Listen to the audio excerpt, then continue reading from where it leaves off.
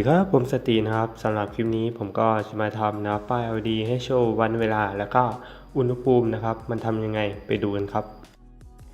มาดูในส่วนของอุปกรณ์นะครับที่ผมใช้ก็จะมีหลอด LED WS2812B แล้วก็ NodeMCU เซนเซอร์วัดอุณหภูมิและความชื้นและสุดท้ายก็จะเป็นโมดูลเวลานะครับส่วนการต่อต่างๆก็จะเหมือนคลิปก่อนๆนะครับต่อไปดูในส่วนของโค้ดนะครับในส่วนของโค้ดนะครับผมได้เขียนให้โชว์นะครับเวลาวันที่แล้วก็ค่าอุณหภูมินะครับซึ่งก็จะเหมาะสมกับขนาดหน้าจอ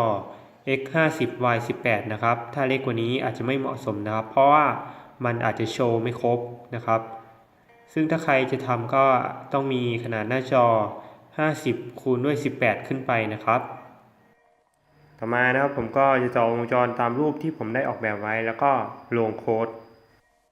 ในการลงโปรแกรมให้เราไปที่ Tool แล้วก็ลงมาเลือกบอร์ดเป็น NodeMCU 1.0 แล้วก็ลงมาเลือกพอร์ตนะครับซึ่งพอร์ตผมเป็นคอม13แล้วก็ทำการกดอัปโหลดซึ่งถ้าใครนะไม่เคยเล่นโปรแกรม Arduino มาก่อนนะครับผมก็จะทิ้งคลิปการติดตั้งโปรแกรมแล้วก็การลงไลบรารีต่างๆไว้ในคลิปเมื่อเราอัพโพสเสร็จนะครับมันก็จะเอาค่าเวลาจากคอมเนี่ยลงไปใส่โมดูลเวลาด้วยนะครับ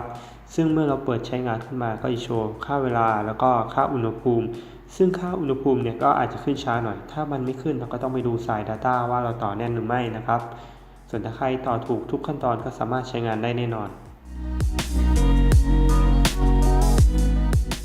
ถ้าใครนะครับสนใจอุปกรณ์ต่างๆที่ผมใช้ในการทำนะครับผมก็ทิ้งลิงก์อุปกรณ์ไว้ใต้คลิปก็สามารถเข้าไปดูรายละเอียดกันได้นะครับสำหรับคลิปนี้สวัสดีครับ